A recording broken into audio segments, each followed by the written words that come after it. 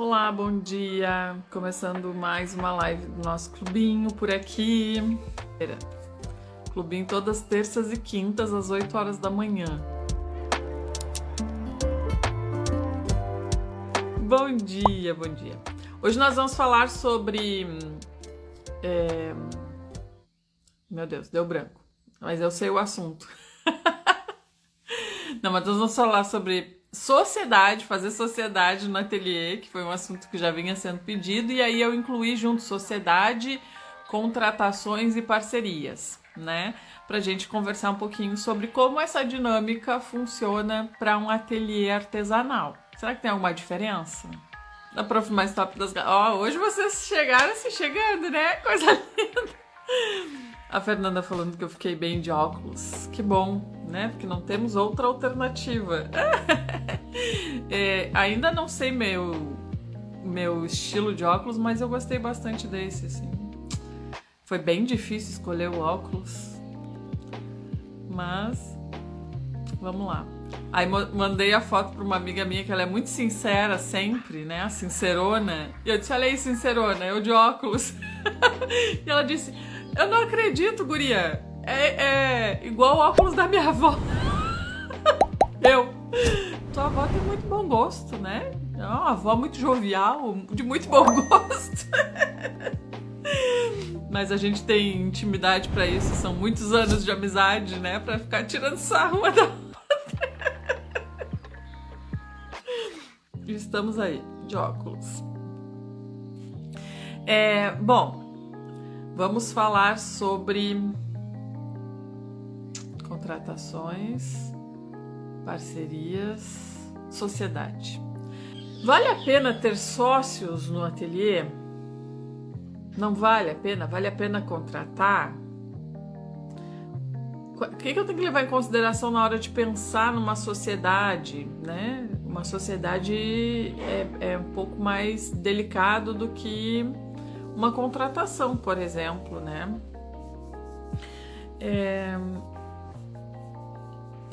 Eu nunca pensei em ter sócios, mas eu fico imaginando quais são os motivos que levam, de repente, alguém a ter um sócio.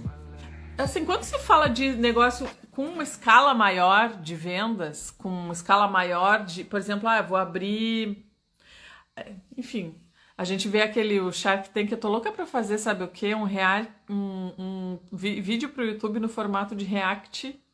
Acho que é assim que fala, que é moderno, né? Essas coisas modernas. Fazendo comentários sobre alguns episódios lá do Shark Tank, lá dos tubarões. O que eles vão fazer lá? Eles vão buscar sócios, né? Alguém que vai investir, alguém que... Muito obrigado. Mas eu acho que isso aqui não vai ser suficiente. Tem a garrafa? Alguém que vai investir no negócio, ou alguém que vai trazer um conhecimento que pode fazer diferença no negócio. Então, a gente sempre tem que pensar no que essa sociedade vai agregar, tá? Porque se for só a mão de obra da pessoa, aí é melhor fazer uma contratação. Se a pessoa não tem o capital para investir ou a expertise, muito conhecimento em um determinado fator ali do nosso negócio. Ixi, meu avô foi roubado pelo próprio sócio. Tem algumas sociedades que não dão certo, mas tem algumas sociedades que dão muito certo, né? A gente normalmente vai vir carregado com as nossas próprias crenças, né, sobre isso. Tem sociedades que dão muito certo, então tem sociedades que dão muito errado. Qual é a tendência? A tendência é que se a gente não sabe o que está fazendo, vai dar errado. Porque é uma dinâmica que a gente precisa saber administrar. Primeiro lugar, qual é a expertise de cada um dos sócios? Então vamos supor, a minha expertise vai ser cuidar da linha de produção. Obrigada, meu bem. A minha expertise vai ser cuidar da produção. Então, eu que vou criar, assim, enfim, desenvolver os modelos, eu que vou produzir, eu que vou organizar a dinâmica de produção, se é precisar aumentar o volume de produção, eu que vou controlar os funcionários da produção, por exemplo, e a outra pessoa vai ficar com o comercial, né? E aí a outra pessoa ela tem que saber muito da parte comercial. Ela tem que saber vender, ela tem que saber cuidar das redes sociais, ela tem que saber fazer uma boa comunicação com os clientes, ela tem que saber criar um bom conteúdo, ela tem que, do lado dela, porque assim, ó, não dá para ter uma sociedade onde os sócios não tenham atividades definidas e muito claro o que cada um vai fazer dentro do negócio, para que um não interfira na liderança do outro. Eu trabalho há 4 anos com a Edi. Ela costura e eu faço todo o resto, desde a montagem, as redes sociais e as vendas. Olha, a Glaucia e a Edi, 4 anos trabalhando juntas, olha que legal. Então, tem que ficar bem estabelecido. Bom, nos entendemos bem, graças a Deus. Que bom. Então, primeiro ponto, o crucial para ter uma sociedade com outra pessoa é deixar muito bem definido quais são as obrigações de cada um. Bom, se der errado alguma coisa na produção, vai se cobrar daquela pessoa, né? A responsabilidade vai cair sobre aquela pessoa que é responsável pela produção, não nas duas, né? Nas duas pessoas que estão envolvidas na sociedade.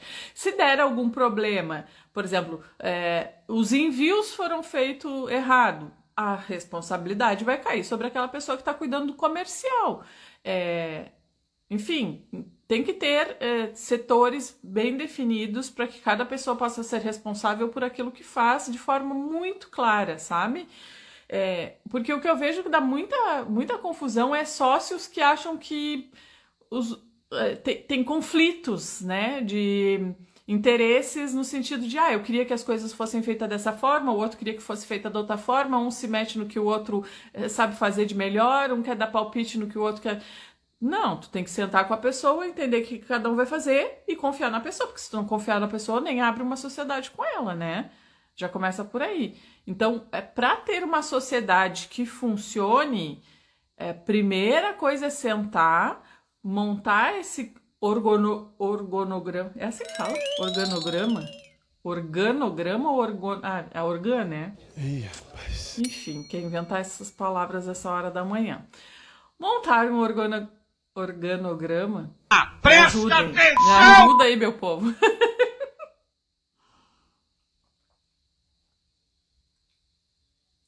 E definir. Isso aqui é responsabilidade de A, isso aqui é responsabilidade de B. Isso aqui quem, né, vai cuidar. A partir daqui, troca organograma. Achei que com o outro tava meio estranho. A partir daqui, então, vamos supor, a pessoa que é responsável pela produção, ela vai ficar responsável até colocar o produto num estoque, né? Num almoxarifado. Num local ali, o produto tá pronto, tá embalado, tá identificado, aí a responsabilidade de colocar cada produto no seu lugar certo é da parte da equipe da produção.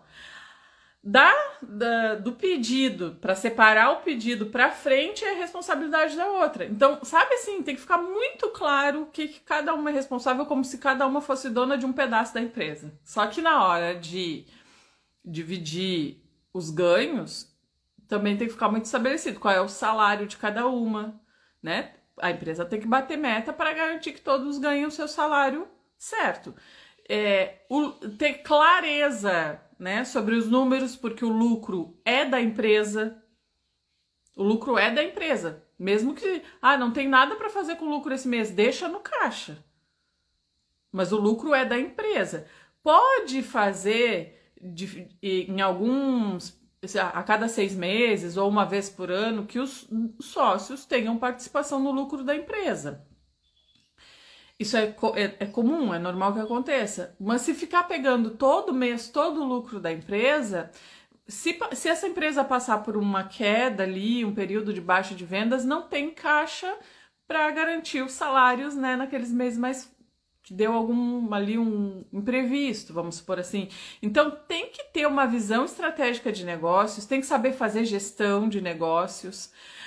Sabe esse negócio de, vamos se juntar duas amigas, a gente faz aqui, vamos vender, vai ser maravilhoso, sem clareza nenhuma do que cada uma tem que cuidar, ou do que estão fazendo, ou de qual é a meta do negócio, ou de como funciona um negócio. Já é difícil sozinha, imagina, né, uma coisa desorganizada em dupla ainda, né? As chances disso não dar certo, assim, são altíssimas. Então tem que estudar de qualquer forma para conhecer. Um gráfico que mostra a estrutura interna de uma empresa, isso mesmo. Exatamente as etapas. Quando eu tenho uma aula dentro do Profissionalize Seu Ateliê que eu falo de sistemas, né? O ateliê ele tem que ter o sistema dele rodando, né? Então, por mais que o negócio seja pequenininho, Carla, mas é um negócio dentro da minha casa, não tem uma estrutura de empresa. Tem. E se tu acha que não tem, é porque tu ainda precisa se profissionalizar um pouco mais. Tem que ter um sistema, tem que ter uma ordem dos fatores, tem que ter um jeito de funcionar que estabeleça uma rotina, mesmo que esse trabalho seja feito dentro da tua casa. Então, quando a gente aprende a administrar o negócio pequeno, ele vai crescendo de forma sólida, e quando ele estiver grande, tu foi crescendo junto com o teu negócio, tu sabe como administrar um negócio maior. Mas mesmo sendo pequenininho, mesmo sendo na tua casa, ele tem que ter já sistemas estabelecidos, como que vai ser a rotina desse negócio. E se tu não sabe disso, e tu vai se juntar com uma pessoa que também não sabe disso, as duas com muita força de vontade de fazer dar certo, mesmo assim pode ser que não dê certo, porque só força de vontade é importante, mas ela é um dos fatores, né? O conhecimento sobre o negócio é o que de fato determina se aquilo ali vai funcionar ou não. Então, para a gente ter uma sociedade com outra pessoa, os dois têm que estar muito comprometidos, os dois têm que se comprometer também, têm que estar comprometidos com a dinâmica do negócio, com a rotina do negócio, e têm que estarem comprometidos em se desenvolverem profissionalmente na área que se tornaram responsáveis dentro da empresa. Porque melhoras pro teu irmão, Lúcia. Tá aqui? Puxa vida.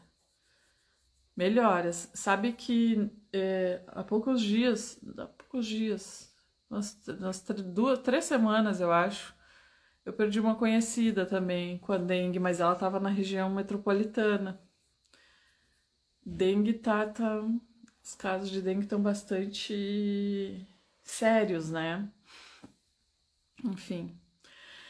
Então, quando a gente cria uma sociedade com alguém,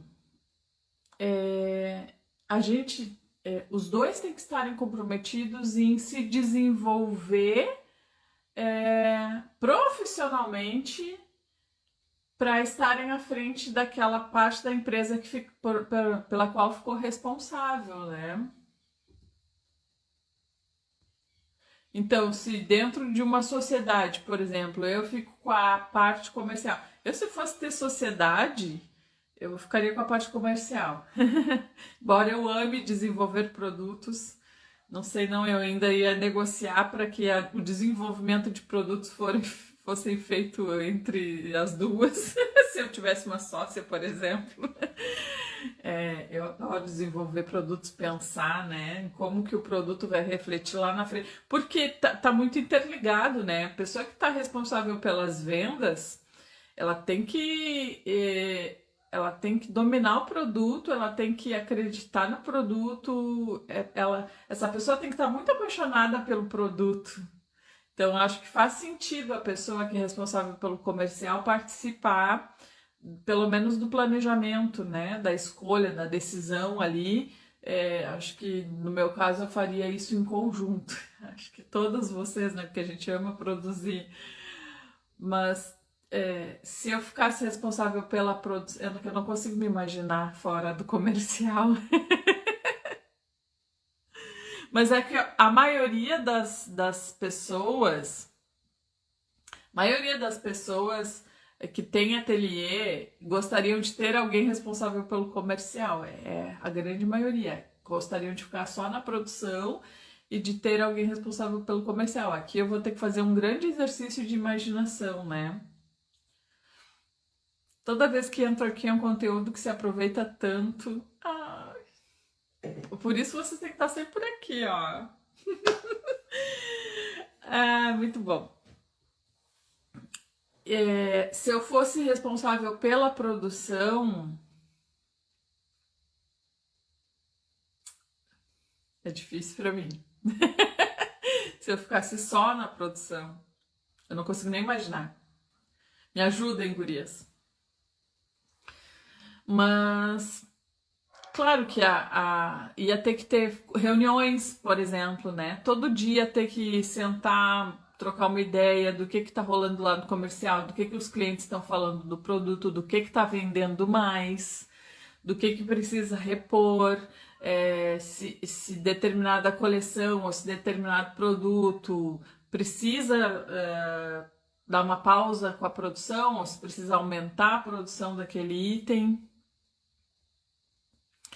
Então, é importante que, se criando uma sociedade, o assunto, gurias, para quem chegou depois, a gente está falando de sociedade, tá? Se fosse criar uma sociedade no ateliê. Então, por isso que a gente está, né, cogitando essas possibilidades. É importante que a pessoa da produção, mesmo assim, não fique isolada, né? Só na produção. Ela precisa estar atenta ao que está acontecendo no negócio.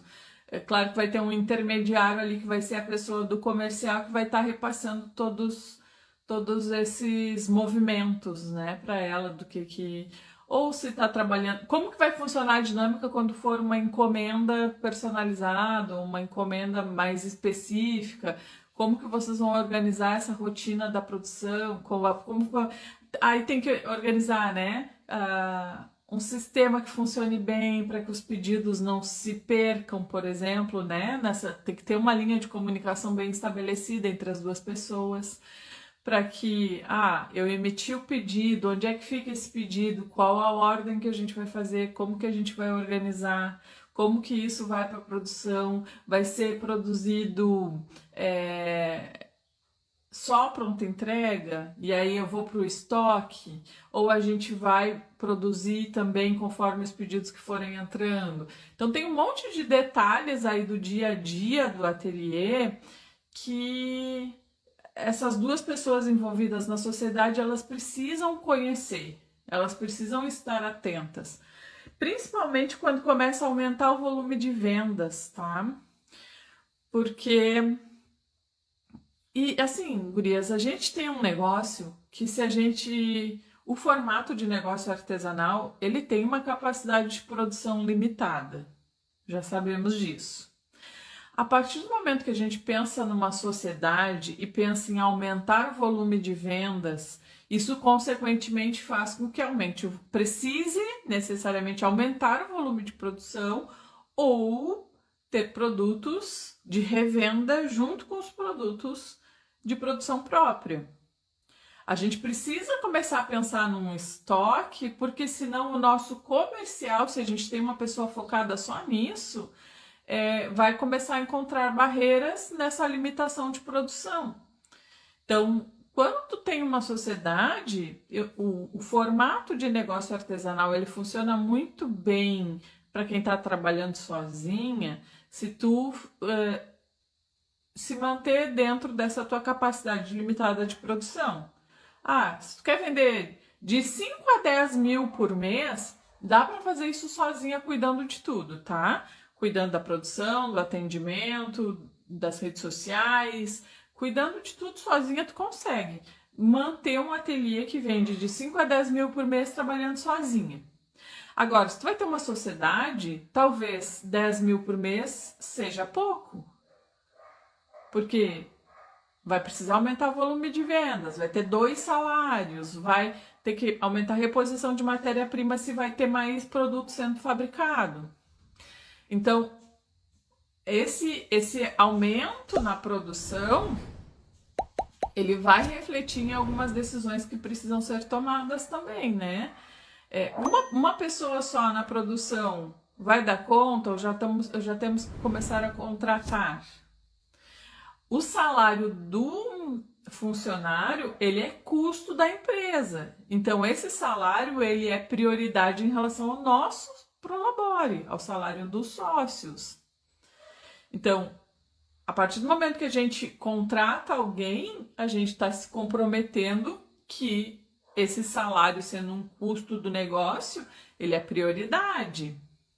Qual é a meta que essa pessoa precisa ter de trabalho? O que ela precisa fazer? O que ela precisa render? Quem é que vai cuidar disso para ver se essa pessoa está realmente rendendo o que ela precisa render para justificar o salário que ela recebe? Porque ela precisa gerar um fluxo ali também para o negócio, para que o negócio consiga se manter saudável pagando o salário dessa pessoa. Então, deixa eu ver aqui. Esse assunto abre a mente para novas possibilidades. Esse mês vai fazer 2 anos que tenho sociedade com a Fê. Eu no interior e ela em São Paulo.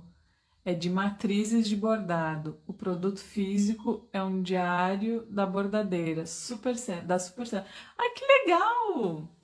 Pô, gostei de saber, Anaíse, que legal. Olha aí, né? Quantas possibilidades de negócios nos esperando.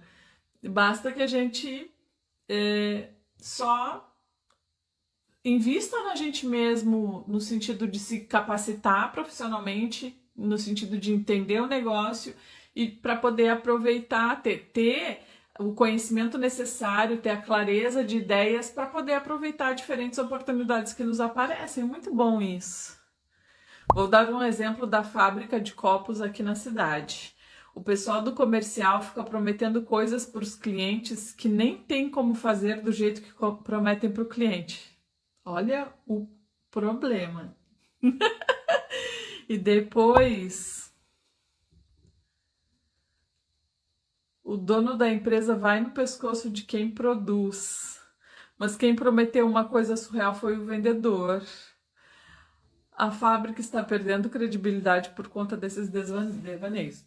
Olha o problema que dá quando a comunicação dentro da empresa não está alinhada.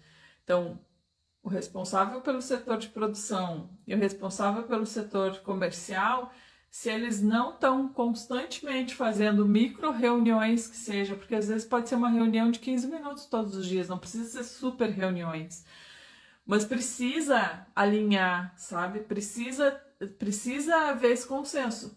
Claro que numa fábrica a gente está falando de uma escala muito maior dessa informação, mas os responsáveis, aí trazendo para a nossa realidade, se for uma sociedade, tiverem 2 pessoas envolvidas, essa troca de ideias e essa troca de percepção sobre o negócio e de acompanhar o que está acontecendo, ela tem que acontecer com muita frequência, para que esteja sempre ajustado para não acontecer esse tipo de falha de comunicação.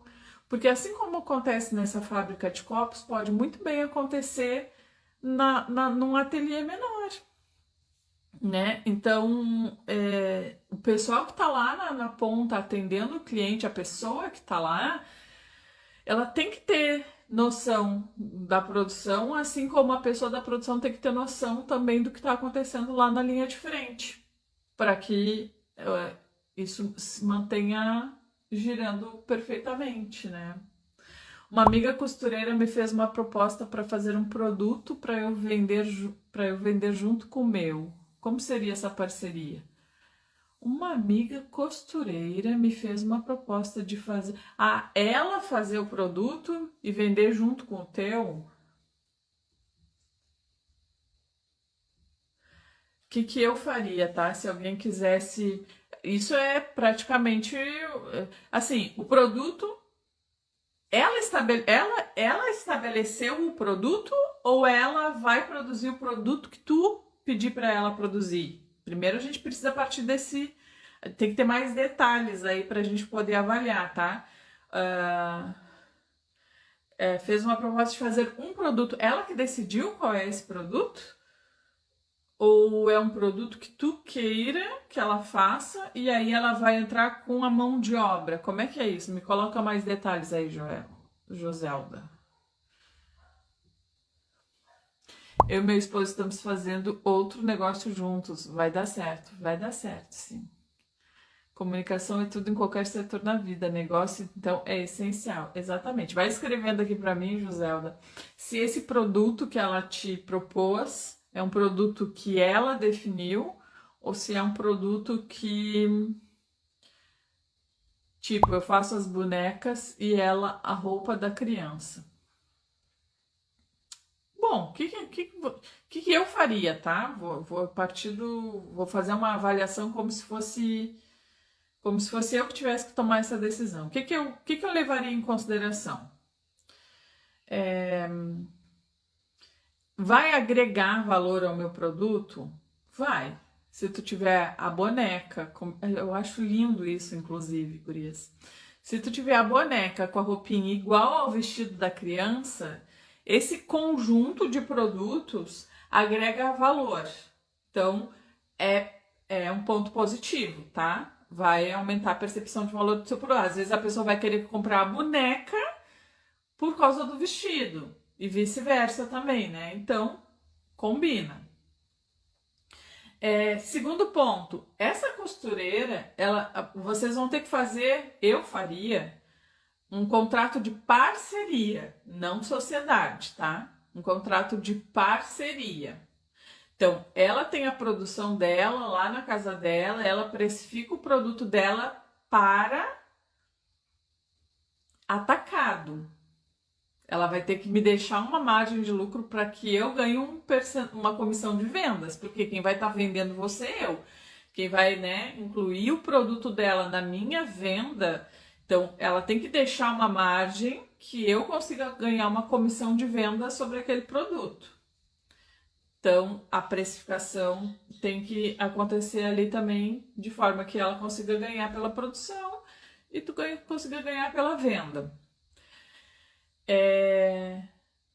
Outro ponto que vocês precisam deixar muito definido é se vai ser a pronta entrega ou se ela tem disponibilidade de atender encomenda. Sabe por quê? Porque senão tu vai prometer para cliente um prazo de entrega que não depende da tua produção, depende da produção de terceiros. E de repente tu vai estar tendo que justificar para o cliente um atraso se vocês aceitarem, porque ela precisa se comprometer se ela aceitar fazer por encomenda, porque às vezes o cliente vai ver um vestido vermelho, mas ele queria um azul. Faz azul? Faz por encomenda. Ela está disponível a cumprir o mesmo prazo? Vocês têm que deixar isso muito bem definido, tá? E tu também passar com antecedência esse pedido para ela, que ela tenha também tempo de colocar esse pedido na produção para cumprir com a agenda. Vocês vão ter que sentar e colocar todos esses detalhes muito claros e muito estabelecidos. Depois tu assiste o começo da live, porque eu falei muita coisa antes de tu entrar que vai te ajudar bastante aí nessa clareza. Mas eu acho que eu faria dessa forma, uma parceria, tá? Como se ela fosse uma fornecedora. Ela é minha fornecedora, a gente tem uma parceria aqui porque eu vou incluir o produto dela no meu portfólio, mas eu não vou precisar comprar antecipadamente e, enfim, né? Ela também está comprometida caso seja um produto de encomenda. Acerta esses detalhes e eu acho que não tem por que não dar certo. Então, qual seria essa porcentagem que queria vender e ela quer que seja a minha marca? E seria pronta entrega. Tu já tá no curso de finanças ou no Profissionalize? Aí tem que sentar e calcular. Não existe, assim. Gente, não existe. nessa situação a porcentagem tem que ser X. Isso não existe, tá? Vai depender muito do teu negócio. Tu vai ter que fazer as contas e avaliar, né? Avalia o que dá para uma, o que dá para outra, vai ter que pesquisar, fazer uma pesquisa de mercado, não para comparar o teu preço com o preço dos outros, mas para entender o que o mercado aceita, até porque tu precisa agregar valor e esse produto, esse combo vai agregar valor. Como ela não vai ser tua funcionária, não tem como tu colocar preço na mão de obra dela, por exemplo, tá? Vocês vão ter que, se ela não sabe fazer isso, tu vai ter que explicar um pouco para ela também. Ou se ela já tem um preço, tu vai ter que botar teu percentual em cima. E aí, se já for aluna, vai lá e assiste a aula do preço de revenda. Que aí tu vai ter uma comissão pela venda daquele produto. Não existe, assim, uma regra, tá? Então, eu seria irresponsável se eu te dissesse assim, coloca X percentual. Eu não sei, para tomar essa decisão, precisaria avaliar os números do teu negócio. Aqui cabe X percentual, né? Dentro dessa parceria.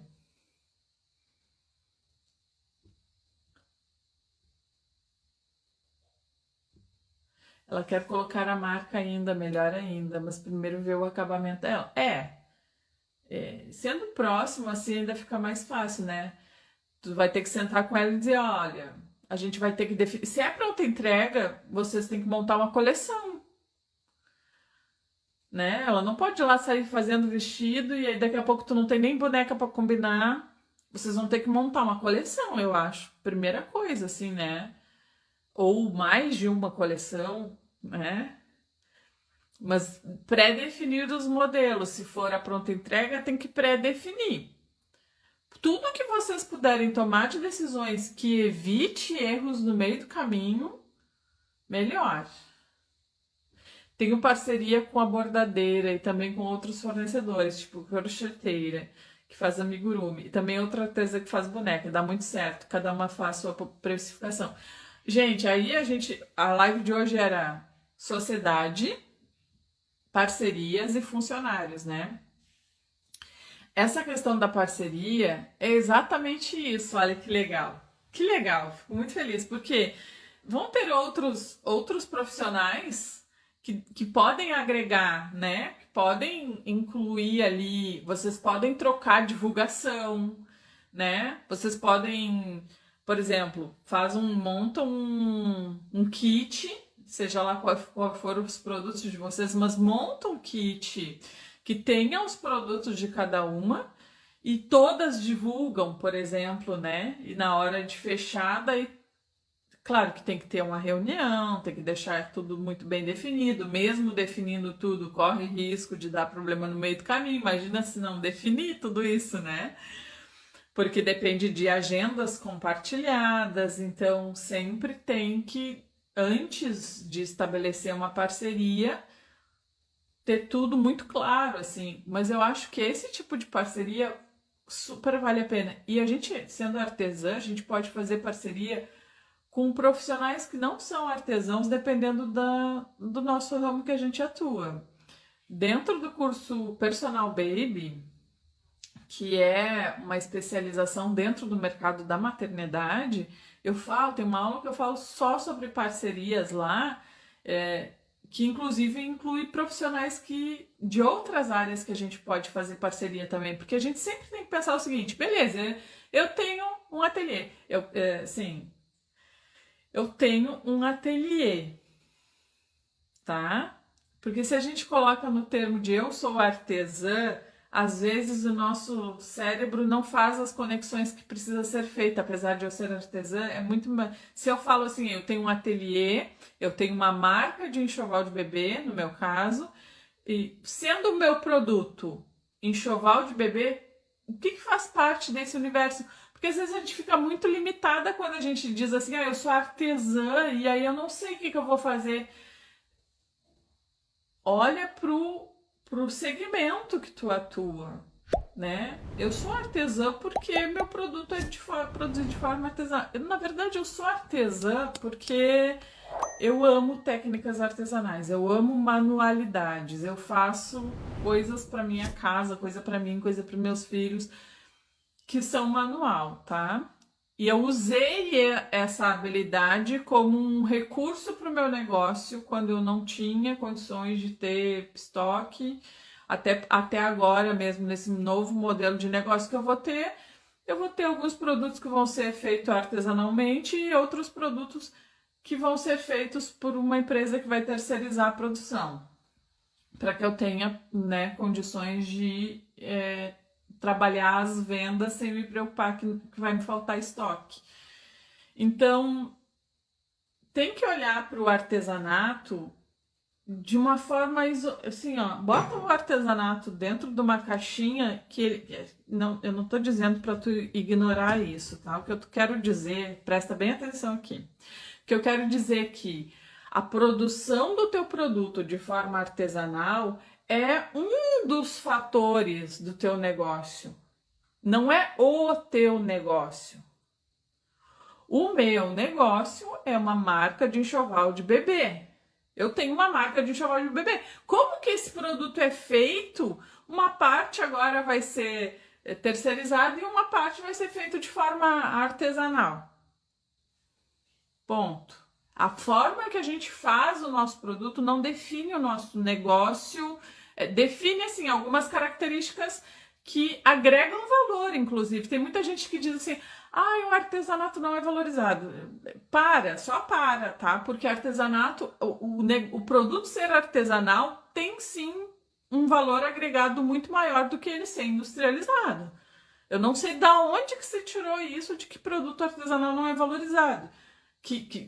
Sabe, isso é uma crença tão limitante que tu não consegue nem ver a verdade por trás do que significa o produto ser feito de forma artesanal, né?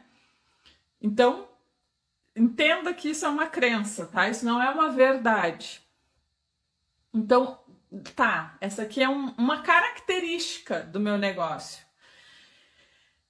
Eu tenho que olhar para o segmento todo que eu atuo. Eu estou inserida, eu sou um negócio, eu sou uma marca artesanal, mas eu estou inserida dentro de um segmento de mercado. Pronto, aí eu tenho que... Minha mente tem que vir para o empreendedorismo. Se eu estou querendo fazer o meu produto para vender, minha mente tem que vir para o empreendedorismo, para que eu consiga tomar decisões.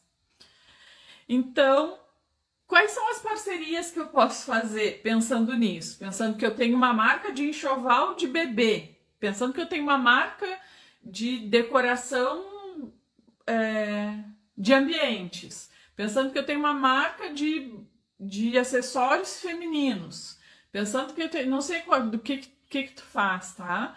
Mas pensando que eu sou dona de um ateliê que atua nesse segmento de mercado. Porque se a gente começa, mas eu sou artesã, o que eu...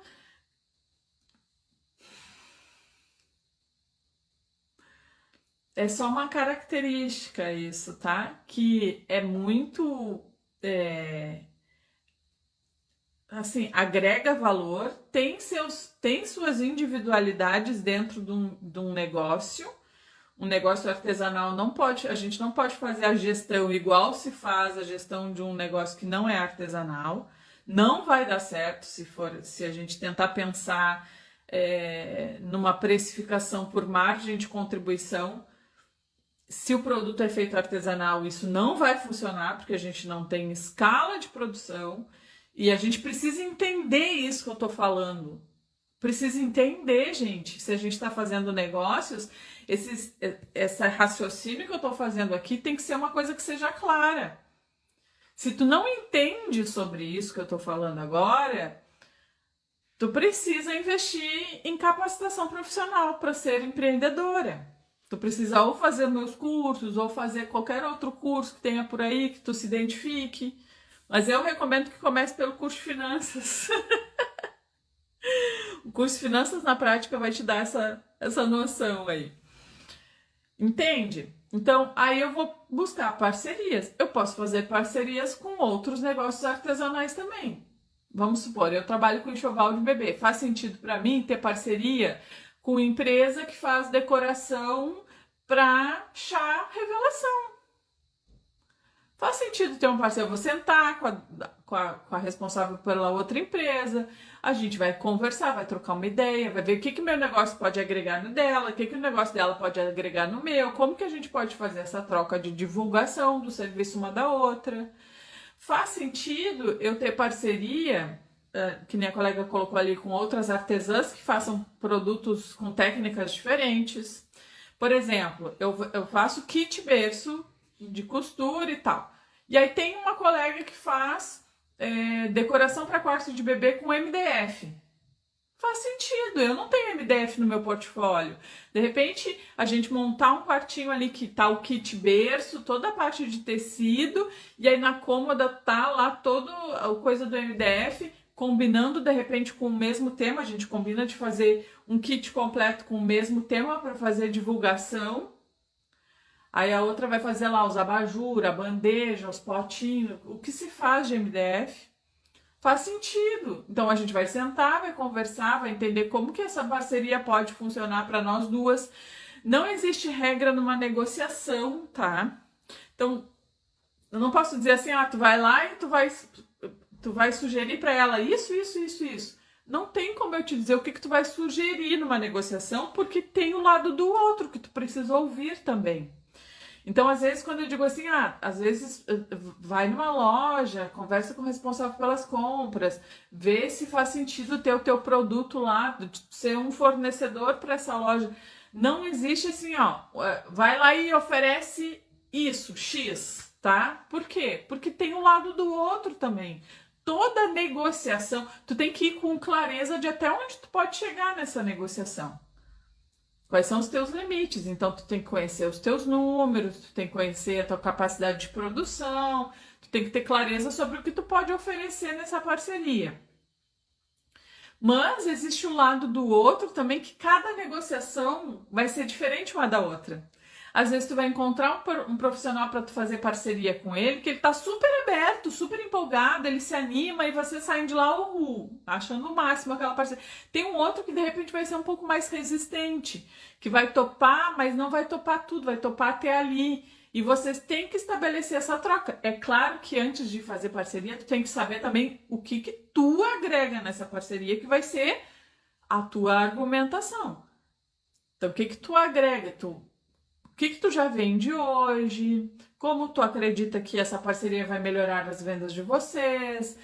O que tu acredita que um pode agregar para o outro? Enfim, troca de divulgação, tudo isso. Então, eu, por exemplo, no mercado, eu faço enxoval para bebê. Faz sentido eu procurar um fotógrafo que faça ensaio de gestante. Como que vai se estabelecer essa troca? Eu não sei, eu vou sentar e vou trocar uma ideia com a outra pessoa e ver, porque às vezes a pessoa também vai adicionar ideias a essa parceria que eu nem tinha pensado, entendeu? Porque ela vai vir com um olhar de um outro momento. Então isso tudo vai enriquecendo. A gente tem que sair, gente, da bolha de ficar só na máquina de costura ou só fazendo a técnica que a gente faz. A gente já trabalha dentro de casa. Se a gente ficar preocupado só com a produção, a gente vai, querendo ou não, se isolando do mundo. A gente vai perdendo contato com a realidade externa. A gente já não sabe mais como se comunicar com o cliente, porque está se isolando ali na produção, achando que a produção é o meu negócio, né? Quando o meu negócio tem um monte de outras coisas que eu preciso administrar também. Então, essa questão de parcerias, ela é muito importante. Então, se tu quer ficar conhecida dentro da tua cidade, por exemplo, fazer parcerias é muito bom. Isso vai levar o teu nome para vai aumentar o alcance, né? Mais possibilidades de negócios. Então, tudo isso a gente precisa levar em consideração quando a gente vai pensar em fazer uma parceria. Deixa eu ver o que vocês estão falando aqui. Ela não sabe sobre precificação e nem quer aprender. Ah, então já não sei se é uma boa sócia, já não sei se é uma boa parceria, entendeu? A pessoa não quer nem aprender, não quer nem. Como é que tu vai fazer parceria? Como é que tu vai conversar com uma pessoa que não tá querendo nem. Não quer nem ter esse tipo de conversa? Eu não sei se eu teria parceria com uma pessoa. Eu teria parceria com uma pessoa que não sabe, mas que tivesse disposta a aprender. Como é que eu vou colocar preço no produto da pessoa? Aí eu vou ter que parar tudo que eu tô fazendo para fazer a precificação da pessoa. Eu vou ter que cronometrar o tempo de produção dela, eu vou ter que ir lá e saber qual é a capacidade de produção daquela pessoa, eu vou ter que ir lá e somar a matéria-prima, eu vou ter que fazer. Já não sei se essa pessoa não está comprometida nem com o fato de querer aprender, talvez ela não esteja comprometida com prazos, por exemplo. Ah, hoje eu não estou afim de trabalhar. Eu não estou afim de aprender. Eu não estou afim de abrir mão de uma outra coisa. Eu tenho um outro compromisso aqui hoje, não vai dar. Eu já começo a pensar se essa pessoa realmente está comprometida, se ela. Eu não sei, não conheço a pessoa, pode ser que esteja, sabe? Eu não sei, de repente é uma pessoa de. Não sei dizer.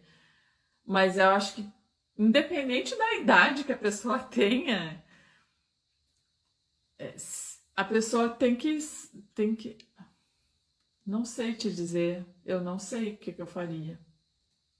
Eu ficaria receosa, primeiro, se a pessoa não tem o compromisso de querer entender o que ela está fazendo, eu já pensaria isso. Será que ela vai ter o compromisso de manter a produção? Será que ela não vai me deixar na mão? Eu pensaria sobre isso.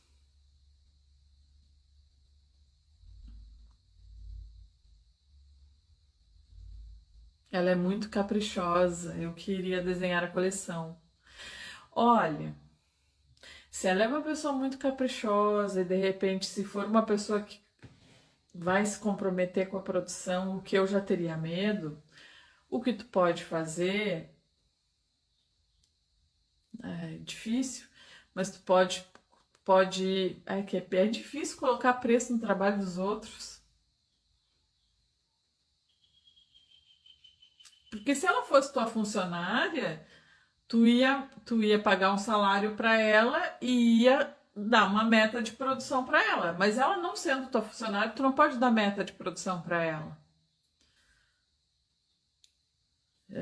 Já fica. Tu entende como que já fica mais complicado estabelecer uma relação comercial a partir disso? É difícil. Se é parceria, os dois lados têm que estar comprometidos. Se é tua funcionária, o fato dela ser muito caprichosa é um ponto positivo, tá? Para ser tua funcionária, mas para ser tua parceira de negócios, não.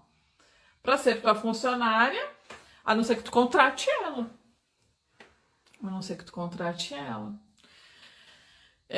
E aí tu vai ter que dar meta de produção para ela. Ou não sei. Porque se o tecido é teu ou é dela. Se o tecido é teu, tu pode pagar para ela por peça. Aí tu vai dizer, posso te pagar X reais por vestido. E aí tu vai incluir esse X reais como preço de mão de obra lá no teu cálculo de precificação, né? Depende muito da relação que vocês têm, né? Se é uma pessoa muito caprichosa e se tu acha que ela não vai te deixar na mão, né? Se ela pode ser comprometida apesar disso, é, é que vai estabelecer um vínculo empregatício aí, tá? Se tu começar a dizer muita coisa para ela, estabelece um vínculo empregatício.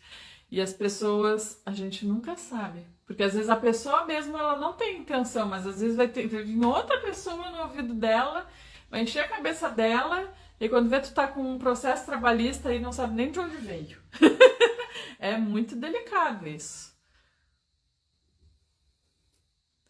Eu tenho uma amiga que vende louças. A amiga, ela colocou entre aspas. E eu estou fazendo uns jogos americanos, mas eu não divulgo o que eu faço, pois meu nicho é bebê. E ela fala que tem costureira, vai a marca dela e tudo. Muito bom. Olha aí, ó. Aí é uma parceria. É muito bom. Eu acho que funciona bem, assim, né? Tipo, é uma parte da minha produção, isso aqui não tem nada a ver com a minha marca, acho que ficou bem separado. Os outros me perguntam o que eu faço. Eu digo, eu tenho uma marca de produtos para bebê. Tenho um ateliê em casa, muito bom também. Uma loja queria que eu colocasse meu produto na loja dela, em troca eu tinha que fazer peça para a loja dela. Não achei vantagem e não aceitei. As parcerias, elas nem sempre vão ser vantajosas mesmo, né? E aí a importância da gente saber avaliar. Isso aqui é vantajoso para mim, não é vantajoso para mim? E aí a gente vai dizer sim ou não para aquela proposta. Minha marca está registrada já, graças a Deus. É tão bom ter a folha na mão. É mesmo. É muito bom. Agora estamos entrando no nosso outro negócio para ninguém roubar o nome. Muito bom. Eu costuro para uma artesã da minha cidade e ela me paga por peça e me traz todo o material. E a peça já bordada, eu só costuro. É meio que uma facção, né? Nesse caso de facção, pensa, ela já te leva toda a peça cortada, né? Provavelmente, só costura. É uma facção, isso aí é um formato de terceirizar a mão de obra, paga por peça.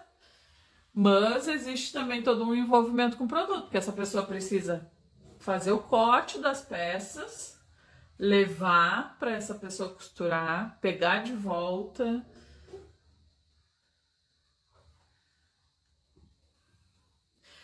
E assim, quando é pago por peça no formato de facção, a pessoa ganha pelo que ela produziu. Não existe uma meta. Não pode estabelecer.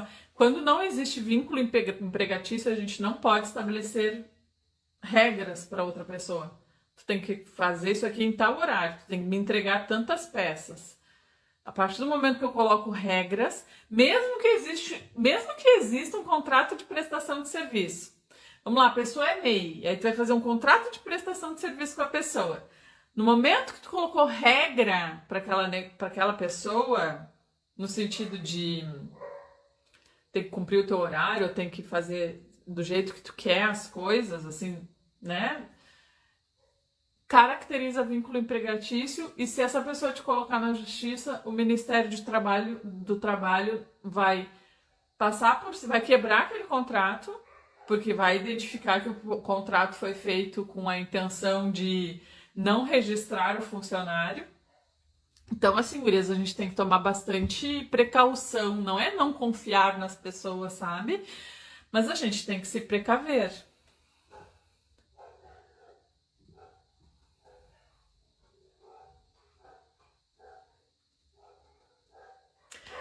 No meu caso, ela quer um hobby que distrai a mente, mas que traga um dinheiro. Eu ficaria muito preocupada. Eu ficaria bastante preocupada. Porque daí eu faço toda uma divulgação em cima de um produto, vinculo o meu produto àquele produto, e aí, de repente, como é um hobby, ela quer se distrair, vai ter uma semana que vai ter uma coisa lá muito importante para ela, ela não vai produzir. É complicado. Não sei.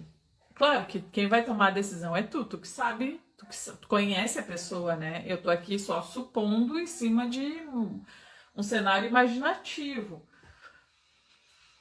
Mas eu ficaria um pouco preocupada. Eu tenho uma parceria com um amigo que faz MDF nos kit higiene. Sempre que me entra encomenda, ele faz para mim. Tem um mostruário que ele faz para colocar no ateliê. Eu que decoro de acordo com o enxoval. Olha só que legal. Muito bom também essa ideia de tu ter um mostruário do teu parceiro, né? Eu já fiz parceria com uma menina que tinha uma filha linda e fotogênica demais. Eu dava alguns produtos e ela me mandava fotos lindas da menina com as minhas peças. Perfeito também! É por isso que quero que as sócias façam um pouco de tudo, estamos as três em tudo. Não sei se funciona assim, onde todo mundo faz tudo e todo mundo bota a mão em tudo, a probabilidade disso dar um problema é muito grande. Sociedade, as pessoas têm que ter, por exemplo, se eu fosse fazer a sociedade com alguém, eu procuraria alguém que é muito bom no administrativo, que é meu calcanhar de Aquiles. Eu gosto muito do comercial, eu gosto muito do desenvolvimento de produtos, e o administrativo é a parte que mais me pega, assim, no sentido de que eu me esforço muito e de vez em quando eu me perco e é um esforço. Então, eu vou identificar o meu ponto fraco, vou trazer alguém que tenha esse meu ponto fraco como ponto forte, que aí a gente vai fazer uma equipe forte. Eu sou forte no comercial, essa pessoa vai ficar forte aqui no administrativo. Eu já conversei com o Thiago outro dia, disse: a primeira contratação que a gente fizer agora vai ser uma pessoa pro administrativo. A próxima contratação, porque é uma coisa que tem que funcionar bem, que não pode estar toda hora se atrapalhando, mas é uma coisa que não é meu ponto forte. Então, a sociedade, ela vai funcionar bem quando vocês identificarem qual o ponto forte de cada uma, que sejam pontos fortes complementares, não podem ser as três boas na produção, por exemplo, que a venda vai continuar caótica, entendeu? E se as três colocarem a mão em tudo, quando der um problema, a bateção de boca vai ser feia. Porque uma vai querer ficar jogando a culpa na outra, entendeu? Então, assim, cada uma tem que ser responsável por uma coisa específica. Claro que as outras podem ajudar, devem, inclusive se o negócio for pequeno.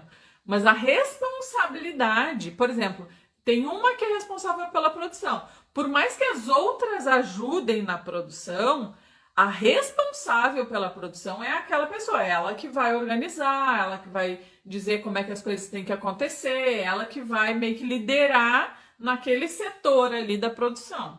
A outra é responsável pelo comercial. Por mais que as outras ajudem também no comercial, a líder do comercial é aquela outra, ela que vai dizer como que tem que fazer o atendimento, ela que vai ter que dizer como é que organiza os pedidos, ela que vai ter que ficar responsável por isso. Deu um problema na produção, a pessoa que é a líder da produção é que tem que se responsabilizar por isso. Não vai ficar aquela bateção de boca, entende?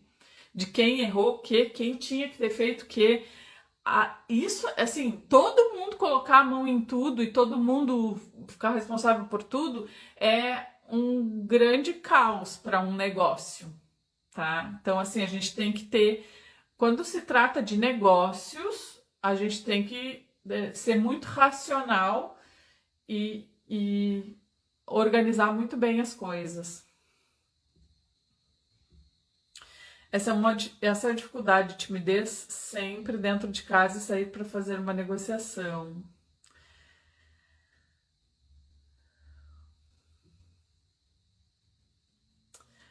Deixa eu ver aqui, ela falou que qualquer ganho para ela está bom. O que eu falar tá bom. Eita, meu Deus do céu.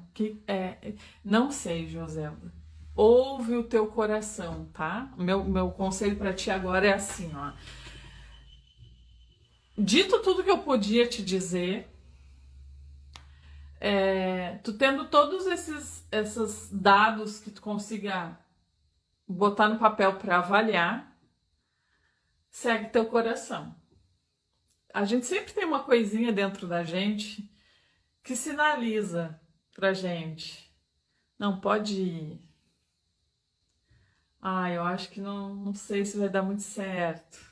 Sabe essa vozinha que tá aí dentro de ti, esse sentimento? Segue ele agora. Por mais que dê errado lá na frente, pelo menos tu vai saber que deu errado, mas que na hora de tentar tu tava disposta, entendeu? Não sei, mas tem uma hora que o racional, ele já... Porque se a gente ficar só no racional, a gente fica... Às vezes a gente pode travar. Quando a gente fica avaliando demais, avaliando, e fica só no racional, a gente pode travar ali e não saber o que decidir, porque de repente os argumentos prós e contras vão meio que se equilibrar. Aí a gente tem que ouvir o coração. Ai, não tem muito jeito.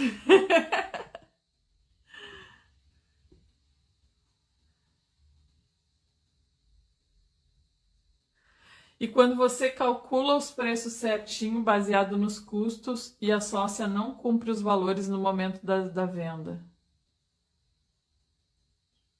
A sócia conhece os números?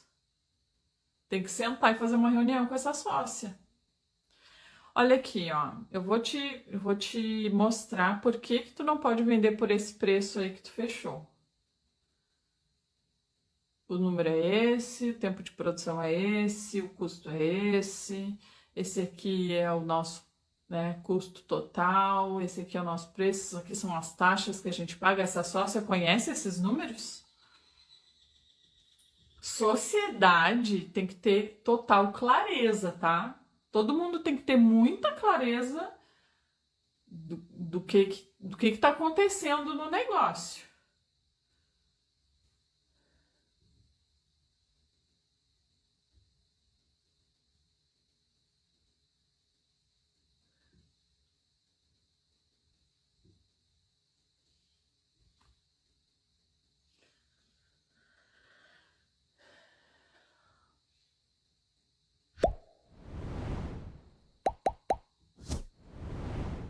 Ai, as gurias trocando ideias aí, muito bom.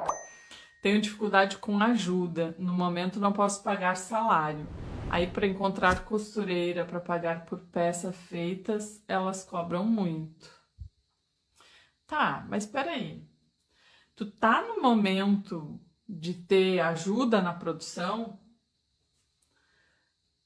Se tu no momento não pode pagar o salário, como é que estão as tuas vendas? Tem algum conflito nessa construção de frase aqui. Se tu tá precisando de uma costureira porque tu precisa aumentar a tua produção, significa que tu tá vendendo muito bem, né? Que a tua produção sozinha não tá dando conta. Agora, se tua produção sozinha não tá dando conta e tu precisaria de alguém para te ajudar para produzir mais, mas tu não tem dinheiro para isso, é porque teu preço de venda tá errado. Teu preço de venda tá errado, tá?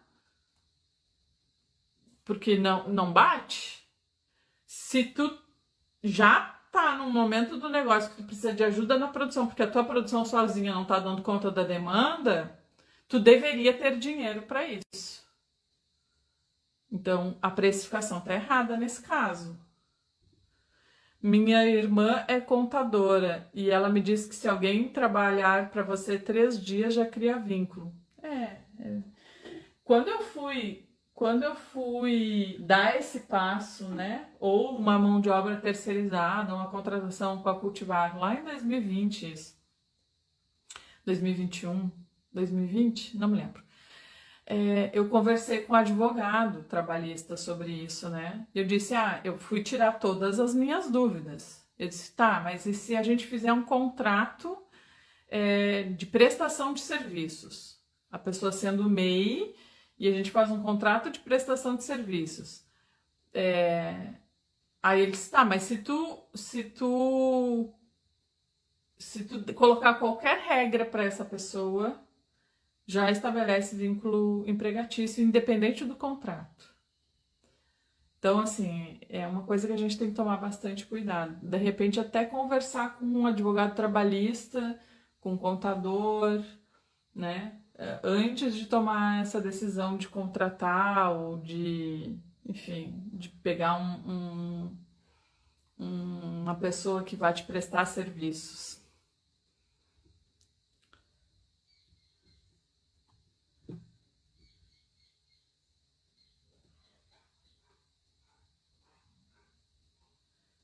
Eu continuo pecando no atendimento no WhatsApp. O primeiro passo para a gente melhorar qualquer coisa é a consciência do que precisa melhorar. Então, eu acho que o primeiro passo é eu tenho dificuldade no atendimento do WhatsApp.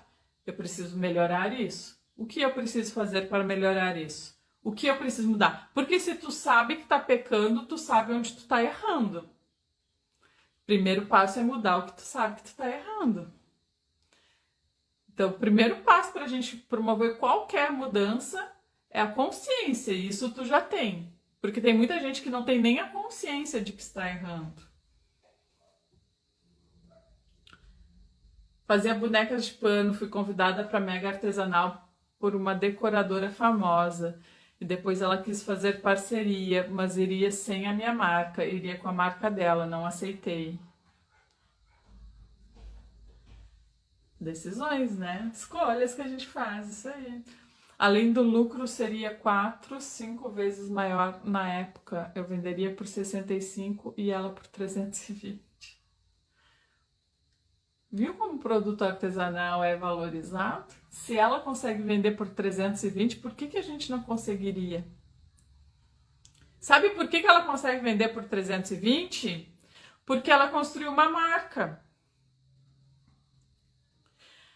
Por isso que eu bato tanto na tecla que a gente tem que construir marca, a gente tem que construir posicionamento, a gente tem que ser uma marca artesanal. Por isso que a gente tem que construir o universo de marca, o universo da marca agrega valor ao produto. Se eu for um produto genérico, é mais difícil de eu vender o meu produto por um preço maior. Se eu for uma marca, é muito mais fácil. Gurias, a gente tem que pensar com cabeça de donas de negócio, a gente tem que pensar com cabeça de empresária. A gente não pode pensar com cabeça de funcionária de produção. Ah, eu só quero produzir só. Aí, gente, o ateliê não é. O segredo do ateliê é ter uma produção excelente, é um dos fatores, mas não é o que faz um ateliê dar certo. Conheço muito produto excelente que não consegue vender.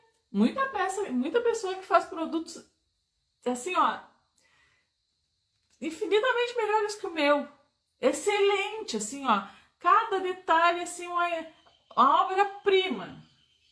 Mas não consegue vender.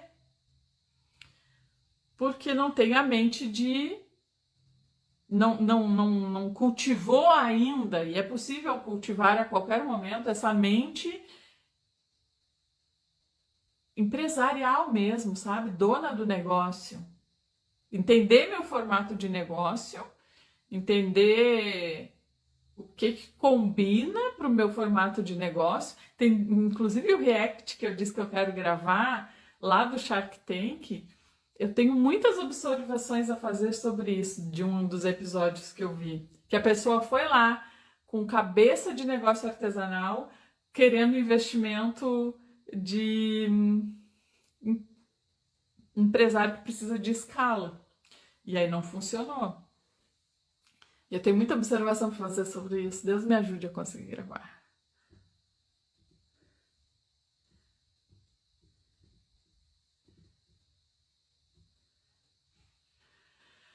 Deixa eu ver aqui. Já tive ajudantes que faziam outros artesanatos e tentei colocar junto, formando kits. Não funcionou.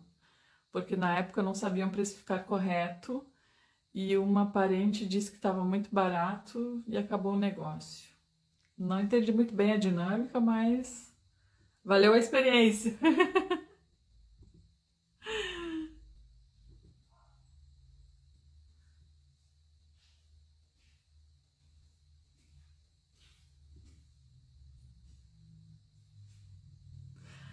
A sócia conhece os números, mas pensa só na venda. Mas a sócia conhecendo os números, ela vende por menos do que precisaria vender? Gente, existiu uma reunião, existiu essa reunião, existiu isso. Essa pessoa, ela, o que ela ganha dentro da parceria de vocês? É um salário? Existe Gente, essa sócia, ela é sócia ou ela é vendedora? Como que ela tá dentro dessa... Nesse caso, seria melhor contratar uma vendedora que vai pelo menos poder colocar regras para ela, né? Olha aí os sinais gritando na frente de vocês, gurias. Se eu tô com uma sócia que não respeita o preço de venda, beijo, foi um prazer, mas a gente tá com objetivos diferentes, não tem como manter uma sociedade assim. A gente, tu já conhece os números e tu tá insistindo numa coisa, então tu não tem mentalidade de sócia de uma empresa, entendeu? Não tem como. Gente, pelo amor de Deus, a gente não pode colocar o emocional acima do racional quando a gente está falando de negócios. As coisas, quando se trata de uma decisão para uma empresa, para um negócio, elas têm que ser tomadas baseadas nos dados. Sabe? Eu não sei, existiu essa reunião? Não custa acreditar que essa pessoa ainda insista nisso e tu ainda mantém a sociedade com ela, se essa reunião existiu exatamente com essa clareza, sabe? Essa pessoa não tá nem preocupada com vendas. Porque um vendedor, ele não abre mão do ganho que ele precisa ter. Gente, não, isso não é nem vendas. Isso é amadorismo nas vendas, inclusive. Se o meu único argumento de vendas é o preço, eu preciso baixar meu preço, eu nem vendedora sou, me desculpa. Não tá funcionando isso aí.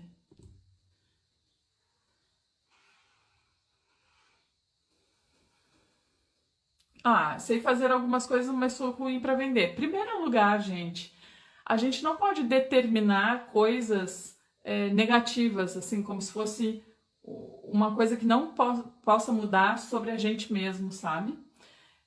Desde que eu entendi o que significa a resposta, tem um trecho da Bíblia que quando questionado sobre quem é Deus, quem ele é, quando Deus é questionado sobre quem ele é, a resposta dele é: eu sou o eu sou.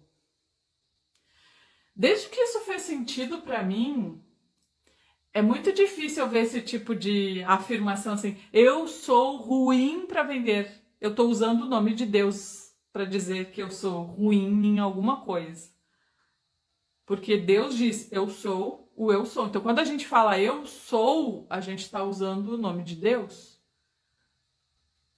E aí, quando a gente pode dizer assim: eu preciso aprender a fazer isso, eu preciso melhorar nisso, eu preciso destravar em relação a isso. Agora, dizer eu sou ruim tem um peso muito grande, porque a gente já determina algo sobre a gente mesmo. E as nossas palavras, elas alimentam a nossa crença sobre a gente mesmo. Então, a partir do momento que eu digo, eu não sei vender, eu sou ruim de vendas, eu não nasci para isso, eu não sei o que tem que fazer, eu fico determinando o que eu sou, quando na verdade eu não sou, eu só não estudei o suficiente para aprender aquilo. Eu só não treinei o suficiente para ficar boa naquilo. Ninguém é bom ou ruim vendedor, ninguém é definitivo isso, ou qualquer outra coisa. Ninguém é uma boa ou uma ruim artesã, ninguém é uma boa ou uma ruim qualquer coisa. Porque todas as habilidades que são possíveis de ser aprendidas, quando elas são desenvolvidas, a gente se torna cada vez melhor naquilo. A partir do ponto que imagina se eu parto do ponto seguinte: eu não, sei lá, eu não sei fazer, é tão difícil para mim isso. Mas vamos lá, eu nunca penso que eu não sou capaz de fazer alguma coisa. Eu posso não saber fazer, mas se for possível ser feito, o que me impede de aprender? Se outras pessoas fizeram, o que me impede de fazer também? Quais são as habilidades que eu preciso desenvolver para isso? Talvez eu não tenha desenvolvido essas habilidades, porque desenvolvi outras. Mas a partir do momento que eu começar a me dedicar a desenvolver aquilo e eu estiver realmente disposta, porque tem gente que que não está realmente disposto. Tem gente que acha que faz só para cumprir o protocolo. Mas quando uma pessoa está realmente disposta a aprender sobre vendas, é muito difícil que ela não consiga aprender, gente. Independente da idade, independente do contexto, independente do produto, todo produto vende. Não tem produto melhor ou pior para vender. O que tem é um vendedor que se dedicou a estudar sobre aquele produto. Um vendedor que domina o produto que ele vende, ele vai ter mais argumentos de vendas, ele vai construir narrativas de vendas mais elaboradas, mais desenvolvidas. Mas aquela pessoa precisa dedicar tempo para aquilo. Todo bom vendedor precisa dedicar muito tempo. Gente, não existe um bom vendedor que, meu Deus, eu nasci assim. Não precisei nem estudar sobre o produto e eu saí vendendo esse produto. Não pode. O que a gente não sabe, a gente aprende.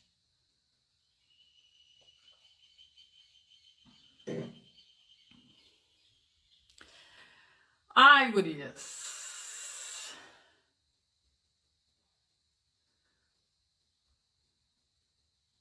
Essa live é uma mentoria completa. Ai.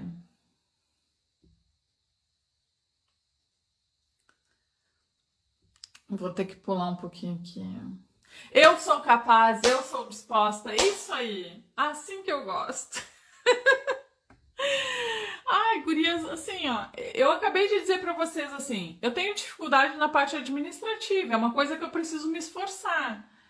Agora, vocês acham que se eu... Peraí, eu vou parar aqui um pouco e vou me dedicar de fato a isso. Eu aprenderia, né? Então, assim, quão disposta eu estou a aprender sobre isso? Eu tô aprendendo aos poucos, mas eu ainda sou meio bagunçada. Ainda estou meio bagunçada, né? É vícios de linguagem. Mas no sentimento que eu coloco em relação a dizer eu sou ruim em alguma coisa e acreditando nisso, né? Tenho 67 e estou empenhada a aprender a vender. Já estou no curso de precificação. Maravilhosa. O impossível só é impossível até alguém ir lá e fazer. Hashtag eu consigo. Isso aí! Para algumas... gente, nós temos diferentes habilidades. Cada uma de nós, né? Diferentes dons e diferentes talentos. Dom, eu acho que é uma habilidade natural que a gente tem, sabe? Uma coisa que é mais fácil pra gente, a gente tem uma habilidade natural. Só que talento não é uma habilidade natural. Talento é uma habilidade que foi desenvolvida. Então, quando tu diz assim, que essa pessoa é muito talentosa, não significa que aquilo no que ela é boa era uma habilidade natural, mas sim uma habilidade que foi desenvolvida. É claro que a pessoa pode pegar um dom, né, que é uma habilidade natural, e desenvolver ainda mais e se tornar extremamente talentosa porque desenvolveu uma habilidade natural. Mas ela pode ser muito talentosa com a habilidade que ela precisou desenvolver. Gente, tudo depende da nossa disposição. Eu não quero dizer com isso que tudo é fácil. Não é isso que eu tô dizendo, tá? É muito mais provável que seja difícil, inclusive. É muito mais provável que seja difícil. Mas é possível. Tem uma diferença entre ser fácil e ser possível. E infelizmente a gente está vivendo num contexto hoje onde se vende a ideia de que as coisas são muito fáceis. Ninguém nasce pronta, né? É verdade. Quando você vê alguém e pensa que aquilo é muito fácil, é porque ela é muito boa no que faz. É, porque deve ter tido um trabalhão no meio do caminho. Com certeza. Então é isso, meu povo. Isso aí, gurias. A gente se vê de novo ao vivo aqui, quinta-feira, onde a gente vai provavelmente continuar essa linha de raciocínio, porque a gente vai falar sobre da importância de ter propósitos claros, para que a gente consiga se mover em direção dos nossos objetivos. E a gente vai falar sobre isso na quinta-feira. Então espero vocês. Deixa eu ver. E a gente vai se falando pelos stories, porque entrou perguntas ontem na caixinha que eu vou responder daqui a pouco por lá pelos stories. Um beijo.